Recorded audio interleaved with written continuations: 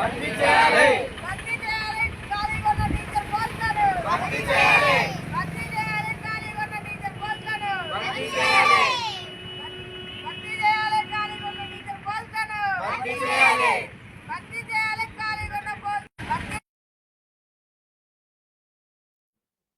TV వార్తలకు స్వాగతం. వార్తలు చదువుతున్నాను అనుకోండి.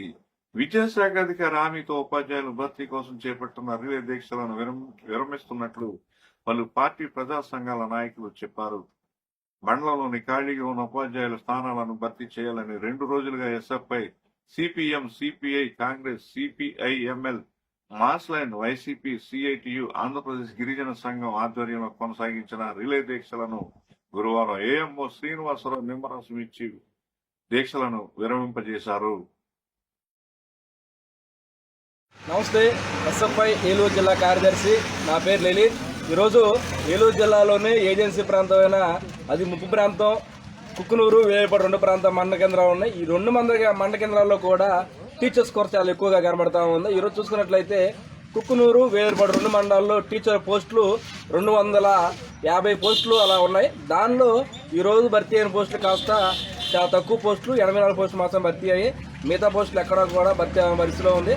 గతంలో 2014 ఆ టైంలో టీచర్స్ రిలీవింగ్ సంబంధించినప్పుడు అంతకుముందు ఎంఈఓ గారు వెంటనే టీచర్ పోస్టులు ఖాళీ అయినప్పుడు, దాదాపు 100 పోస్టులు ఖాళీ అయినప్పుడు మళ్ళీ వెంటనే తీసుకొచ్చి 15 రోజుల్లో ఆ పోస్టుని కాస్త రిక్రూట్మెంట్ చేశారు. కానీ ఈ సంవత్సరం ఈ టర్మ్ మటువానికి ఇంతవరకు ఎందుకని టీచర్ పోస్టులు రిక్రూట్మెంట్ కావట్లేదని చెప్పేసి ఎస్ఎఫ్ఐగా మేము సూటిగా అడుగుతూ ఉన్నాం.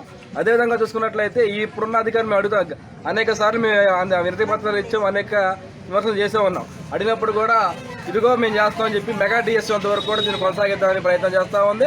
ఆ డిఎస్సీ వచ్చేంతవరకైనా గ్రామ స్థాయిలో ఈ మండల కేంద్రాల్లో ఎవరైతే ఉన్నారో డిఎస్సీ ప్రిపేర్ అయ్యే ఇతర ఉద్యోగం ప్రిపేర్ అయ్యే వాళ్ళు, అర్హులైన వాళ్ళందరూ కూడా అన్ఎంప్లాయ్మెంట్ స్కీమ్ దానికి సంబంధించి విద్యా వాలంటీర్ని కేటాయించాలని చెప్పేసి మేము ఎస్ఎఫ్ఐగా పూర్తి డిమాండ్ చేస్తా ఉన్నాం.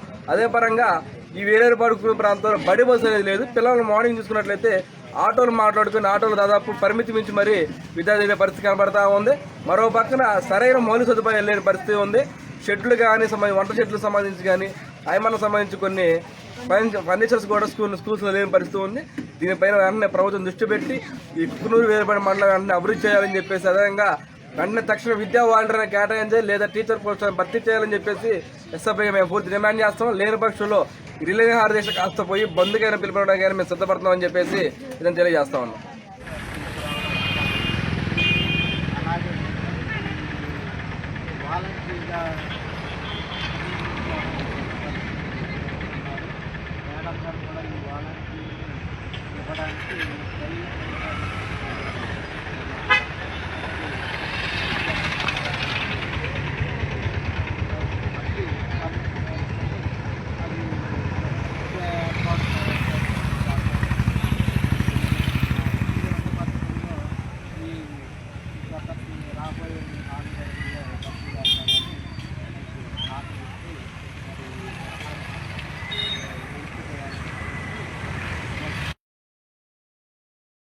ఈ సందర్భంగా పార్టీ ప్రజా సంఘాల నాయకులు మాట్లాడుతూ